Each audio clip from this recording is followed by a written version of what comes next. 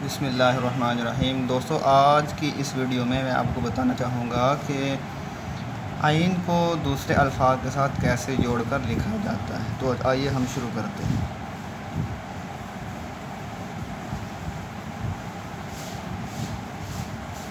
सबसे पहले आइन को अलिफ के साथ इस तरह जोड़ेंगे, इस तरह लिखेंगे।